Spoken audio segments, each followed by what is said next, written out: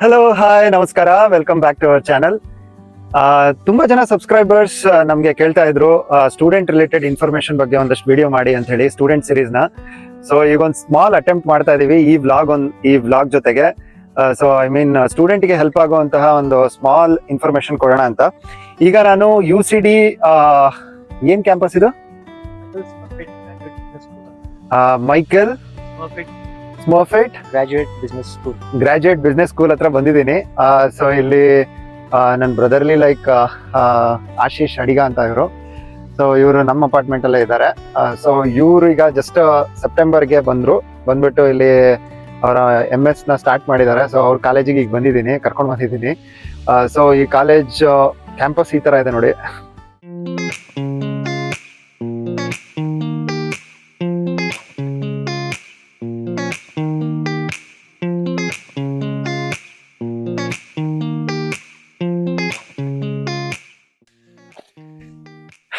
ಈಗ ನೋಡಿ, ನಾವು UCD graduate business school campus ನಲ್ಲಿ ಇದೀವಿ. ಈ UCD ಅನ್ನೋದು ತುಂಬಾನೇ ಓಲ್ಡೆಸ್ಟ್ ಕಾಲೇಜ್. 1854 ಅಲ್ಲಿ ಇದು ಎಸ್ಟಾಬ್ಲಿಷ್ ಆಗಿದ್ದಂತೆ. ಸೊ ಈಗ ನಾವು ಗ್ರಾಜುಯೇಟ್ ಬಿಸ್ನೆಸ್ ಸ್ಕೂಲ್ ಕ್ಯಾಂಪಸ್ ನಲ್ಲಿ ವಾಕಿಂಗ್ ಮಾಡ್ಕೊಂತ ಮಾತಾಡ್ತಾ ಇದೀವಿ. ಈಗ ನೋಡಿ, ಇದು UCD ಅಡ್ಮಿನಿಸ್ಟ್ರೇಟಿವ್ ಬ್ಲಾಕ್. ಹೌದಾ, ಅಡ್ಮಿನಿಸ್ಟ್ರೇಟಿವ್ ಬ್ಲಾಕ್ ಏನಿದು ಆಶೀಶ್? ಟೋಟಲಿ ಇದು ಮೇನ್ ಬ್ಲಾಕ್ ಅಂತಾರೆ. ಇಲ್ಲಿ ಎಲ್ಲಾ ಕ್ಲಾಸಸ್, ಬಿಲ್ಡಿಂಗ್ಸ್ ಎಲ್ಲ ಇಲ್ಲಿಂದಾನೇ ನಿಮ್ಗೆ ಸಿಗೋದು. ಲೈಕ್ ಐರ್ಲೆಂಡಿಗೆ ಹೇಗೆ ಬರಬೇಕು, ಹೈಯರ್ ಎಜುಕೇಶನ್ಗೆ ಏನೇನೆಲ್ಲ ಕ್ವಾಲಿಫೈಯಿಂಗ್ ಕ್ರೈಟೀರಿಯಾ, ಯಾವ ಥರ ಪ್ರಿಪ್ರೇಷನ್ ಮಾಡಬೇಕು, ಆಮೇಲೆ ಬಂದಮೇಲೆ ಇವಾಗ್ಲಿಂದನೇ ಜಾಬ್ ಹುಡುಕ್ಬೇಕಾ ಬೇಡವಾ ಅನ್ನೋದನ್ನು ಕೂಡ, ಮತ್ತೆ ಜಾಬ್ ಪ್ರಿಪ್ರೇಷನ್ಗೆ ಏನೇನೆಲ್ಲ ಮಾಡಬೇಕು ಅನ್ನೋದನ್ನ ಕವರ್ ಮಾಡಿದೀವಿ. ಈಗ ಫಸ್ಟ್ ಆಶೀಶ್, ಲೈಕ್ ನೀವೀಗ ಐರ್ಲೆಂಡಿಗೆ ಬಂದಿದ್ದೀರಾ.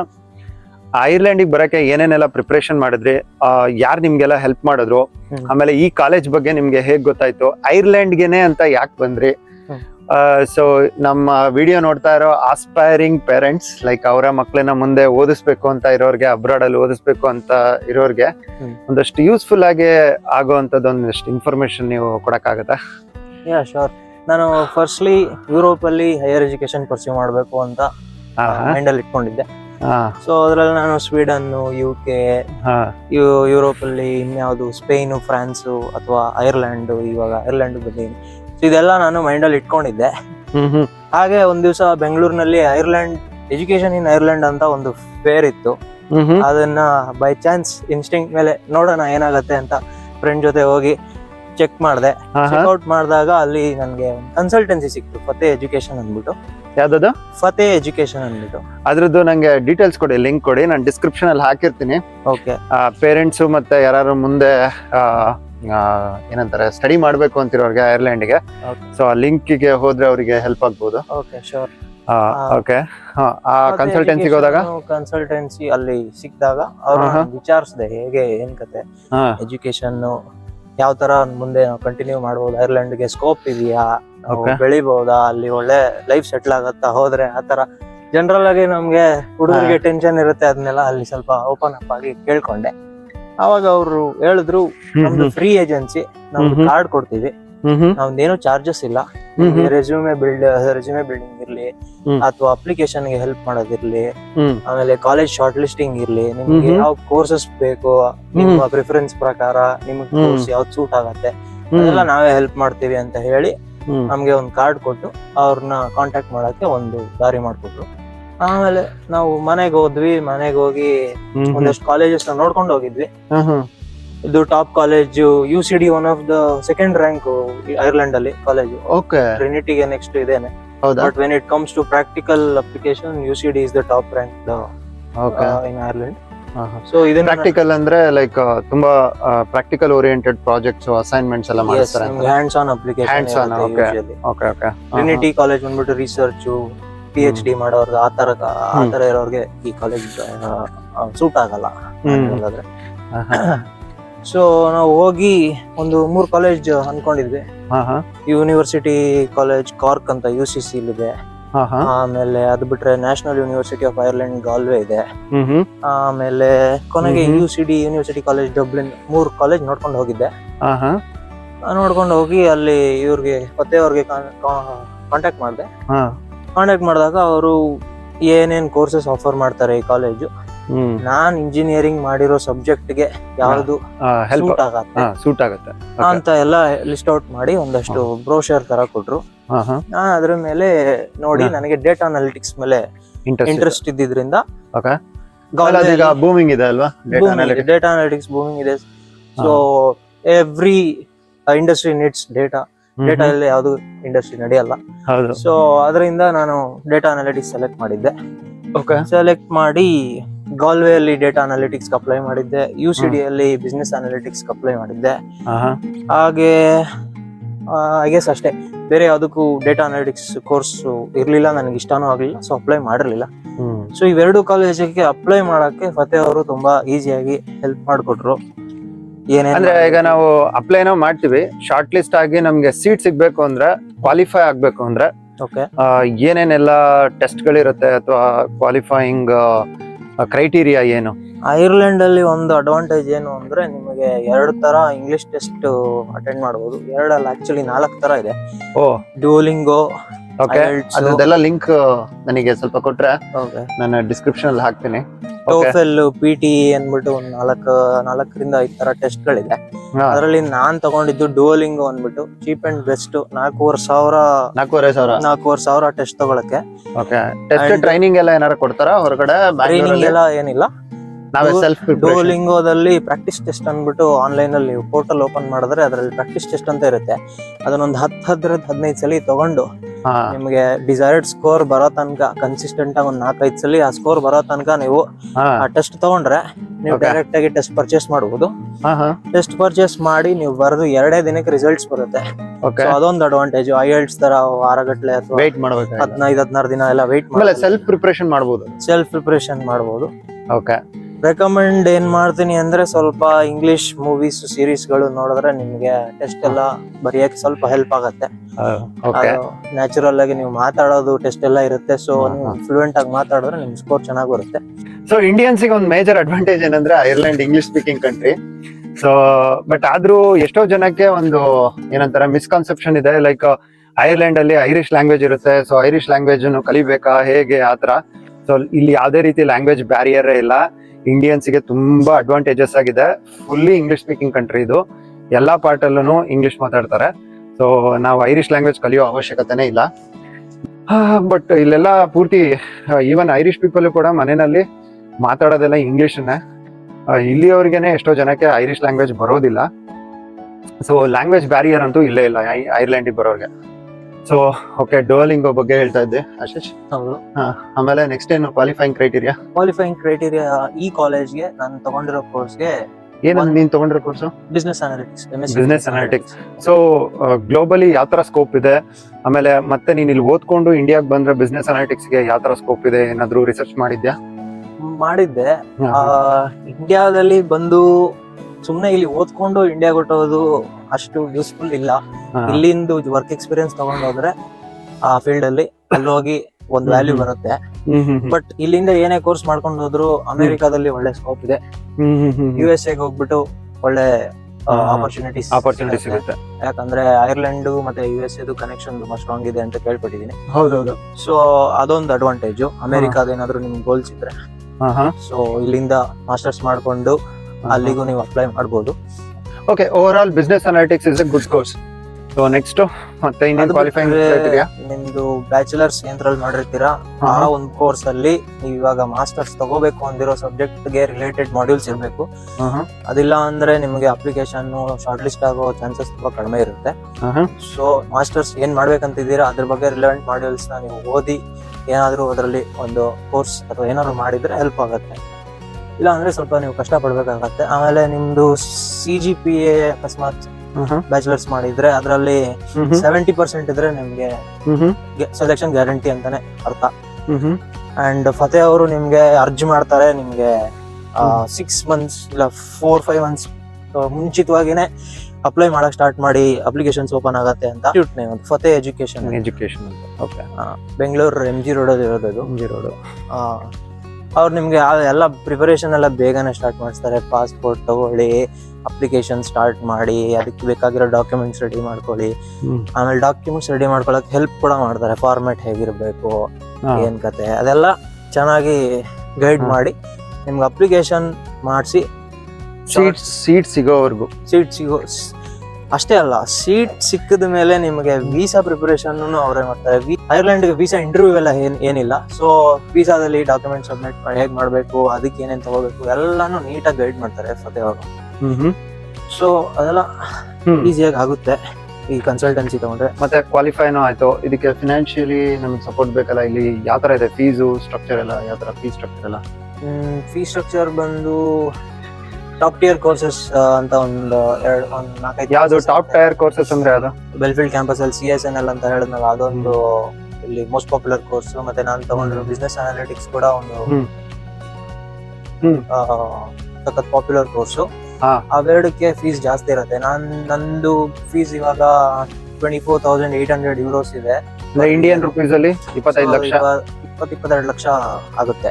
25 ಲಕ್ಷ ಅಂತಾನೆ ಇಟ್ಕೊಳ್ಳೋಣ, 25 ಲಕ್ಷ ಅಂತಾನೆ ಇಟ್ಕೊಳ್ಳಿ ಆವರೇಜ್. ಓಕೆ, ಆಮೇಲೆ ಇಲ್ಲಿದು ಎಷ್ಟು ಡ್ಯೂರೇಷನ್, ಹೆಂಗೆ ಕೋರ್ಸ್ ಡ್ಯೂರೇಷನ್ ಮಾಸ್ಟರ್ಸ್? ನಾನು ನೋಡ್ದಂಗೆ ಎಲ್ಲ ಮ್ಯಾಕ್ಸಿಮಮ್ ಎಲ್ಲ ಕೋರ್ಸಸ್ 1 year ಅಲ್ಲಿ ಕಂಡ್ಬಿಡಿದ್ರೆ ಮುಗ್ದೋಗುತ್ತೆ. ಅದ್ರಲ್ಲೂ ನಿಮ್ಗೆ ಪಾರ್ಟ್ ಟೈಮ್ ಫುಲ್ ಟೈಮ್ ಅಂತ ಆಪ್ಷನ್ಸ್ ಕೊಡ್ತಾರೆ. 1 year ಕೋರ್ಸ್ ನ ಬೇಕಾದ್ರೆ ನೀವು 2 years ಮಾಡ್ಕೊಂಡು ಕಂಪ್ನಿ ಅಟೆಂಡ್ ಮಾಡಿ ಅಕ್ಕಪಕ್ಕ ಏನಾದ್ರು ಪಾರ್ಟ್ ಟೈಮ್ ಜಾಬ್ಸ್ ಮಾಡೋದಾದ್ರೆ ಅದನ್ನು ಮಾಡ್ಬೋದು. ಫುಲ್ ಟೈಮ್ ಕೋರ್ಸಸ್ ಯಾವ ತರ ಇರುತ್ತೆ ಅಂದ್ರೆ, ನಾನ್ ತಗೊಂಡಿರೋ ಕೋರ್ಸ್ ಬಗ್ಗೆ ಹೇಳ್ತಾ ಇಲ್ಲ, ಬೇರೆ ಕೋರ್ಸಸ್ ಎಲ್ಲ ಹೇಗಿರುತ್ತೆ ಅಂದ್ರೆ ತುಂಬಾ ಆರಾಮಾಗಿ 3 ದಿನ ಕ್ಲಾಸ್ ಇರುತ್ತೆ, ಮಿಕ್ಕಿದ 3 ದಿನ ನೀವು ಪಾರ್ಟ್ ಟೈಮ್ ಮಾಡ್ಬೋದು. ಆ ತರ ಇರುತ್ತೆ. ನನ್ ಕೋರ್ಸ್ ಒಂಚೂರು ಹೆಕ್ಟಿಕ್ ಇದೆ ಸ್ವಲ್ಪ. ಈಗ 5 ದಿವಸನು ಕ್ಲಾಸಸ್ ಇರೋದ್ರಿಂದ ನಾನು ಪಾರ್ಟ್ ಟೈಮ್ ಎಲ್ಲ ಮಾಡಕ್ ಆಗ್ತಾ ಇಲ್ಲ. ಅದ್ ಬಿಟ್ರೆ ಬೇರೆ ಕೋರ್ಸಸ್ ಎಲ್ಲ ಫುಲ್ ಟೈಮ್ ತಗೊಂಡ್ರು ನಿಮ್ಗೆ ಫ್ರೀ ಟೈಮ್ ಇರುತ್ತೆ, ಯೂಶಲಿ ಮಾಡ್ಕೋಬಹುದು ಪಾರ್ಟ್ ಟೈಮ್ ಜಾಬ್ಸ್.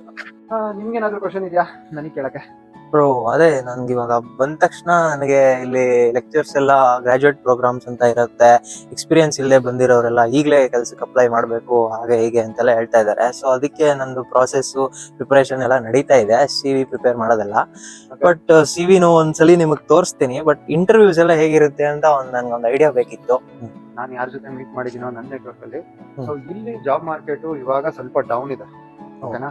ಸೊ ನಿಮ್ಗೆ ಯಾರು ಏನ್ ತಿಳಿಸಿದಾರಲ್ಲ ಗ್ರಾಜುಯೇಟ್ ಪ್ರೋಗ್ರಾಮಿಗೆ ಇವಾಗ್ಲೇ ಅಪ್ಲೈ ಮಾಡಿ, ಇವಾಗ್ಲಿಂದಾನೇ ನೀವು ಜಾಬ್ಸ್ ನ ಹುಡ್ಕಕ್ ಸ್ಟಾರ್ಟ್ ಮಾಡಿ ಅಂತ ಹೇಳಿದಾರಲ್ಲ, maybe that's a good advice ಅಂತ ಅನ್ಕೊಂತೀನಿ. Most of the companies graduate programs ಗೆ ಕರೀತಾರೆ. ಓಕೆ. ಸೊ ಅವ್ರು ಹೇಗೆ ಅಂತ ಅಂದ್ರೆ ಸೆಪ್ಟೆಂಬರ್ ಅಲ್ಲಿ ಅವರು ಅಪ್ಲಿಕೇಶನ್ ಮಾಡ್ತಾರೆ, ನೆಕ್ಸ್ಟ್ ಸೆಪ್ಟೆಂಬರ್ ಅಲ್ಲಿ ನಿಮ್ಮನ್ನ ತಗೊಂತಾರೆ. ಬೈ ದ ಟೈಮ್ ನಿಮ್ದು ಎಜುಕೇಶನ್ ಮುಗ್ದೋಗಿರುತ್ತೆ masters. So it's a good time to apply for the graduate program. ಇವಾಗ ಬಂದಿದ ತಕ್ಷಣ. ಸೊ CV ಬಗ್ಗೆ ಹೇಳ್ಬೇಕಂದ್ರೆ, CV-ನ ಆದಷ್ಟು ಕೀವರ್ಡ್ಸ್ ನ ಮೆನ್ಷನ್ ಮಾಡಬೇಕು.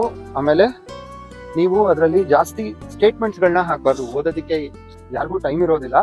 ಆಮೇಲೆ ಎಲ್ಲ AI ಬೇಸ್ಡ್ ಶಾರ್ಟ್ ಲಿಸ್ಟ್, ಅಂದ್ರೆ AI ಬೇಸ್ಡ್ ಏನ ಸಾಫ್ಟ್ವೇರ್ ಥ್ರೂ ಶಾರ್ಟ್ ಲಿಸ್ಟ್ ಆಗೋದ್ರಿಂದ ಮೇನ್ಲಿ ಕೀವರ್ಡ್ಸ್ ಹಾಕಿದ್ರೆ ಆ ರೋಲ್ಗೆ ರಿಲೇಟೆಡ್ ಆಗಿ ಕೀವರ್ಡ್ಸ್ ಇತ್ತು ಅಂತಂದ್ರೆ ನಿಮ್ದು ಶಾರ್ಟ್ ಲಿಸ್ಟ್ ಆಗುತ್ತೆ. ಸೊ CV-ನ ಶಾರ್ಟ್ ಅಂಡ್ ಕನ್ಸೈಸ್ ಆಗಿ ಮಾಡಬೇಕು ನನ್ನ ಪ್ರಕಾರ. ಇಲ್ಲೆಲ್ಲ ಅದೇ ತರನೇ ತುಂಬಾ ಜಾಸ್ತಿ ಇರೋದು, ಇಲ್ಲದೆ ಇರೋದು, ಏನೇನೋ ತುಂಬಿಕೊಂಡು ಅಷ್ಟೊಂದೆಲ್ಲ ಓದಕ್ಕೂ ಯಾರಿಗೂ ಟೈಮ್ ಇರಲ್ಲ. 1 minute ಅಲ್ಲಿ CV ರಿವ್ಯೂ ಮಾಡಬೇಕು, ಶಾರ್ಟ್ ಲಿಸ್ಟ್ ಮಾಡಬೇಕು. ಆ ತರ ಒಂದು CV-ನ ಬೇಕಿದ್ರೆ ಟೆಂಪ್ಲೇಟ್ಸ್ಗೆ ನೀವು ಗೂಗಲ್ ನಲ್ಲೇ ಸರ್ಚ್ ಮಾಡಿದ್ರೆ UK ಟೆಂಪ್ಲೇಟ್ಸ್ ಯಾವ ತರ ಇದೆ ನೋಡ್ಕೊಂಡು ಆದಷ್ಟು ಕೀವರ್ಡ್ಸ್, ಈಗ ಫಾರ್ ಎಕ್ಸಾಂಪಲ್ ಪೈಥಾನ್ ಮತ್ತೆ SQL, they are all the keywords. ನಾನು ಅದೇ ನೀವು an excellent programmer in Python, no need to write that. Python, that gives the all information. What is your proficiency level, you can put it there. So ಈ ತರ CV ready ಮಾಡ್ಕೋಬೇಕು. ಆಮೇಲೆ interview ವಿಷಯಕ್ಕೆ ಬಂದ್ರೆ, ನಾನು ಕೇಳಿರೋ ಪ್ರಕಾರ ಇಲ್ಲೆಲ್ಲ ಜಾಸ್ತಿ ಕಾಂಪಿಟೆನ್ಸಿ ಬೇಸ್ಡ್ ಇಂಟರ್ವ್ಯೂ ಇರುತ್ತೆ. So you have to create the story. Like story ಅಂದ್ರೆ situation where you have analysed a problem and solved it. ಆ ಒಂದು ಸಿಚುಯೇಷನ್ ನೀವು ಯಾವ ತರ ಪ್ರಾಬ್ಲಮ್ ನ ಸಾಲ್ವ್ ಮಾಡಿದ್ರಿ, ಅನಲೈಸ್ ಮಾಡಿದ್ರಿ ಅನ್ನೋದನ್ನ ಅವರಿಗೆ ನೀವು ಶೇರ್ ಮಾಡ್ಬೇಕು. ದಟ್ ಶೋಸ್ ಹೌ ನೀವು ಆ ಕಾಂಪಿಟೇಷನ್ ಯಾವ ರೀತಿ ನೀವು ಡೀಲ್ ಮಾಡ್ತೀರಾ, ಆಮೇಲೆ ನಿಮ್ದು ಒಂದು ಅಪ್ರೋಚ್ ಯಾವ ತರ ಇದೆ ಒಂದು ಪ್ರೊಫೆಷನಲ್ ಪ್ಲಾಟ್ಫಾರ್ಮ್ ಅಲ್ಲಿ ಅನ್ನೋದನ್ನ ಅವ್ರು ತಿಳ್ಕೊಂತಾರೆ. ಸೊ ಈ ಜಾಬ್ ರಿಲೇಟೆಡ್ ಏನೇ ಇದ್ರು ನೀವು ವರ್ಕ್ ಪ್ಲೇಸ್ ಅಲ್ಲಿ ಕಲಿತೀರಾ. ಇವ್ರ ಮೇನ್ ನೋಡೋದು communication.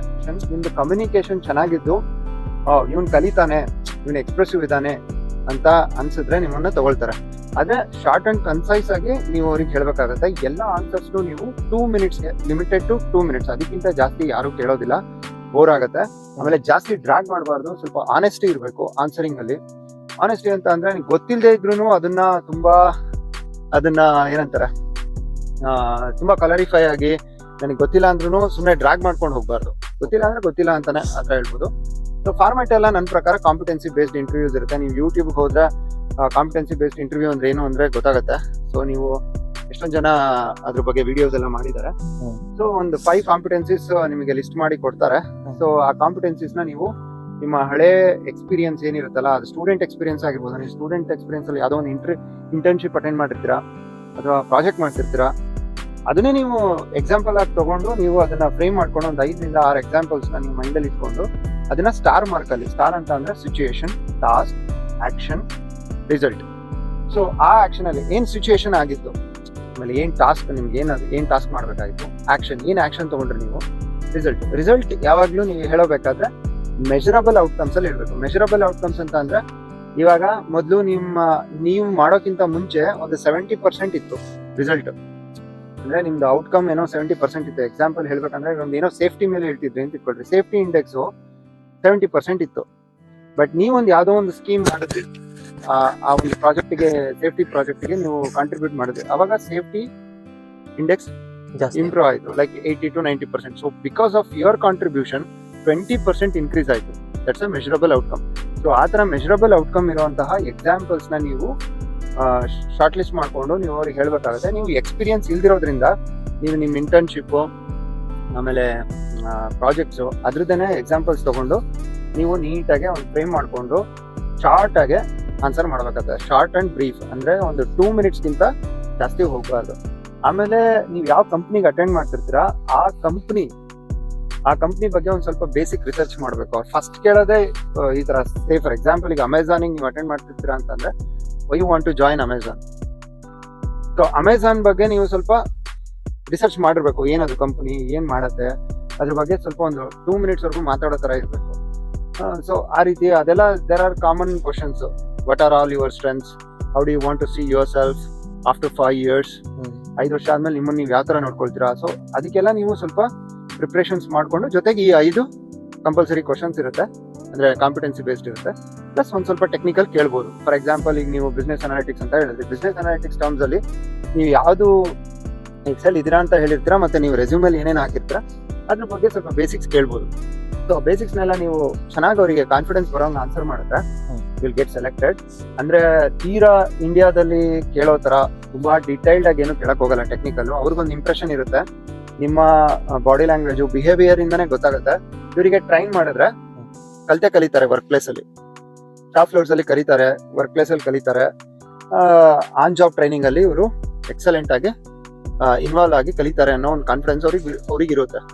So wish you all the best. ನೀಗ ಅಪ್ಲೈ ಮಾಡಿದ್ಯಾ ಗ್ರಾಜುಯೇಟ್ ಪ್ರೋಗ್ರಾಮ್? ಇಲ್ಲ, ಮಾಡ್ಬೇಕು. ನನ್ಗೆ ನೆಕ್ಸ್ಟ್ 2 days ಅಲ್ಲಿ ಜಾಬ್ ಫೇರ್ಸ್ ಅಂತ ಬರ್ತಾ ಇದೆ ಇಲ್ಲಿ ಕಾಲೇಜ್ಗೆ. ತುಂಬಾ ಕಂಪ್ನಿಗಳು ವಿಸಿಟ್ ಮಾಡ್ತಾರೆ ಗ್ರಾಜುಯೇಟ್ ಕಂಪ್ನಿಗಳು. ನಾನ್ ನೋಡ್ದಂಗೆ ಒಂದು 30 ರಿಂದ 35 ಕಂಪ್ನಿ ಲಿಸ್ಟ್ ಅಲ್ಲಿ ಇತ್ತು. 35. ಓಕೆ. ಅಷ್ಟು ಕಂಪ್ನಿಗಳು ಬಂದು ಅವ್ರದ್ದು ಪ್ರೋಗ್ರಾಮ್ಸ್ ನ ನಮ್ಗೆ ಶೋಕೇಸ್ ಮಾಡ್ತಾರೆ. ಓಕೆ. ನಾವು ನೋಡಿ ನಮ್ಗೆ ಇಂಟ್ರೆಸ್ಟ್ ಇರೋದನ್ನ ನಾವು ಅಪ್ಲೈ ಮಾಡಬಹುದು. ಎಲ್ಲಾನು ಗ್ರಾಜುಯೇಟ್ಸ್ ಗೆ ಅಂತಾನೆ ಬರ್ತಾ ಇರೋದು ಇದು. ಎಕ್ಸ್ಪೆಷಲಿ ಅಕ್ಟೋಬರ್ ಮಂತ್ ಸ್ಟಾರ್ಟ್ ಆಗ್ತಿರೋದ್ರಿಂದ ಈ ಟೈಮಲ್ಲೇ ಈ ತರ ಗ್ರಾಜುಯೇಟ್ ಪ್ರೋಗ್ರಾಮ್ಸ್ ಬರೋದು. ನಾವು ಎಕ್ಸ್ಪೀರಿಯನ್ಸ್ ಇಲ್ಲದೆ ಇರೋ ಸ್ಟೂಡೆಂಟ್ಸ್ ಇವಾಗಲೇ ಅಪ್ಲೈ ಮಾಡಬೇಕು. ಸೊ ನಮ್ಗೆ ಇಲ್ಲಿಂದ ಪಾಸ್ ಔಟ್ ಆಗ್ತಾ ಇದ್ದಂಗೆ ನಮ್ಗೊಂದು ಸ್ಟೇಬಲ್ ಔಟ್ಕಮ್ ಅಂತೀನಿ, ಸ್ಟೇಬಲ್ ಇನ್ಕಮ್ ಇರೋದು ಒಂದು ಜಾಬ್ ಸಿಗುತ್ತೆ. ಓಕೆ. ಆಮೇಲೆ ಯೂನಿವರ್ಸಿಟಿಯಿಂದ ಏನಾರ ಹೆಲ್ಪ್ ಮಾಡ್ತಾರಾ ನಿಮ್ಗೆ, ಲೈಕ್ ಪ್ರಿಪರೇಷನ್ ಮಾಡಕ್ಕೆ ಗ್ರಾಜುಯೇಟ್ ಪ್ರೋಗ್ರಾಮ್ಗೆ, ಆಮೇಲೆ ಸಿವಿ ಪ್ರಿಪರೇಷನ್ಗೆ? UCD ಅವ್ರದ್ದು ತುಂಬಾ ಟೂಲ್ಸ್ ಇದೆ. ಅವ್ರ ವೆಬ್ಸೈಟ್ ಹೋದ್ರೆ ಮೈ ಕರಿಯರ್ ಅಂದ್ಬಿಟ್ಟು ಒಂದು ಸೆಕ್ಷನ್ ಇದೆ. ಆ ಸೆಕ್ಷನ್ ಅಲ್ಲಿ ನಿಮ್ಗೆ ಹೇಗ್ ಸ್ಟಾರ್ಟ್ ಮಾಡಬೇಕು, ಬಿಗಿನರ್, ಇಂಟರ್ಮೀಡಿಯೇಟ್, ಎಕ್ಸ್ಪೀರಿಯನ್ಸ್ ಇರೋನ ಎಲ್ಲ ಫಸ್ಟೇ ಕೇಳ್ಬಿಟ್ಟು ನಮಗೆ ಕೇಟರ್ ಆಗೋ ತರ ಒಂದಷ್ಟು ಟೂಲ್ಸ್ ಎಲ್ಲ ಬಿಲ್ಡ್ ಮಾಡಿದ್ದಾರೆ. ಆ ಟೂಲ್ಸ್ ಎಲ್ಲ ಯೂಸ್ ಮಾಡ್ಕೊಂಡು ನೀವು CV ಪ್ರಿಪೇರ್ ಮಾಡಬಹುದು. CV-ನ ನೀವು ಪ್ರಿಪೇರ್ ಮಾಡಿರೋ CV-ನ ಅಪ್ಲೋಡ್ ಮಾಡಿ ಅದಕ್ಕೆ ಒಂದು ಸ್ಕೋರಿಂಗ್ ಸಿಸ್ಟಮ್ ಇದೆ ಇಲ್ಲಿ, CV 360 ಅಂದ್ಬಿಟ್ಟು. ಅದರಲ್ಲಿ 100ಗೆ ಇಂತಿಷ್ಟು ಪಾಯಿಂಟ್ಸ್ ಅಂತ ಕೊಡ್ತಾರೆ. ಅದ್ರ ಮೇಲೆ ನೀವು ತಿರ್ಗಾ ಎಡಿಟ್ ಮಾಡ್ಕೋಬಹುದು. ಸಜೆಷನ್ಸ್ ಇರುತ್ತೆ ಆ CV 360 ಟೂಲ್ ಅಲ್ಲಿ, ಏನೇನ್ ಚೇಂಜಸ್ ಮಾಡಬೇಕು, ಯಾವ್ದು ಸರಿ ಹೋಗ್ತಾ ಇಲ್ಲ ಅದೆಲ್ಲ ನೋಡಿ. ಆಮೇಲೆ ಇಂಟರ್ವ್ಯೂ 360 ಅಂತ ಒಂದು ಟೂಲ್ ಇದೆ, ಅದರಲ್ಲಿ ಇಂಟರ್ವ್ಯೂ ಪ್ರೆಪ್ ಎಲ್ಲ AI ಬೇಸ್ಡ್. ಓಕೆ. ಸೊ ಈ ತರ ಎಲ್ಲ ಈಗ UCD ಮಾಡಿದೆ ಅಂದ್ರೆ ಬೇರೆ ಆಲ್ ಯೂನಿವರ್ಸಿಟೀಸ್ ನಲ್ಲೂ ಇರುತ್ತೆ ಅಂತ ಅನ್ಕೊಂಡಿದ್ದೀನಿ. ಯೂಶುವಲಿ ಇರುತ್ತೆ. ಸೊ ಅದನ್ನೆಲ್ಲ if you make use of better use of it, if you make better use of it, you can ತುಂಬಾ ಎಫೆಕ್ಟಿವ್ ಆಗಿ ನೀವು ಪ್ರಿಪರೇಷನ್ ಮಾಡಿ ಗ್ರಾಜುಯೇಟ್ ಪ್ರೋಗ್ರಾಮ್ ಅಲ್ಲೇ ನೀವು ಜಾಬ್ ತಗೊಂಡ್ಬಿಡ್ಬೋದು. ಹೌದು. ಚೆನ್ನಾಗಿ ಅಡ್ವರ್ಟೈಸ್ ಮಾಡ್ಕೊಳಕ್ಕೆ ಒಂದು ತುಂಬಾ ವೇಸ್ ನ ಇವರು ಪ್ರೊವೈಡ್ ಮಾಡ್ತಾರೆ ಕಾಲೇಜ್ ಅವರು. ಓಕೆ, ಅದರಿಂದ ಯೂಸ್ ಮಾಡ್ಕೋಬೇಕು ಅದನ್ನ ಚೆನ್ನಾಗಿ. Okay, so thanks Ashish. ನೋಡಿ, ಇದು ಒಂದು ಫಸ್ಟ್ ಸ್ಟೂಡೆಂಟ್ ಸೀರೀಸ್ ನಲ್ಲಿ ಫಸ್ಟ್ ಟೈಮ್ ನಾವು ಟ್ರೈ ಮಾಡಿರೋದು ಒಂದು ವಿಡಿಯೋ. ಎಲ್ಲ ಟಾಪಿಕ್ಸ್ನು ಈ ಸ್ಟೂಡೆಂಟ್ ಸೀರೀಸ್ ಅಲ್ಲಿ ಒಂದೊಂದಾದ್ಮೇಲೆ ಒಂದು ಕವರ್ ಮಾಡೋಣ ಅಂತ ಅನ್ಕೊಂಡಿದ್ದೀನಿ. ಹೋಪ್ಫುಲಿ ಈ ವಿಡಿಯೋ ನಿಮ್ಗೆ ತುಂಬಾ ಯೂಸ್ಫುಲ್ ಆಗಿದೆ ಅಂತ ಅನ್ಕೊಂಡಿದ್ದೀನಿ. ಸೊ ಮುಂದಿನ ವಿಡಿಯೋದೊಂದಿಗೆ ಮತ್ತೆ ಸಿಗೋಣ. ಯಾರ್ಯಾರಿಗೆಲ್ಲ ಈ ವಿಡಿಯೋ ಇಷ್ಟ ಆಗಿದೆಯೋ ಪ್ಲೀಸ್ ಒಂದು ಲೈಕ್ ಕೊಡಿ, ಹಾಗೆ ನಿಮ್ಮ ಫ್ರೆಂಡ್ಸ್ಗಳ ಜೊತೆ ಎಲ್ಲ ಶೇರ್ ಮಾಡಿ, ನಮ್ಮ ಚಾನಲ್ಗೆ ಸಬ್ಸ್ಕ್ರೈಬ್ ಮಾಡಿ, ನಮಗೆ ಸಪೋರ್ಟ್ ಮಾಡಿ. Thank you.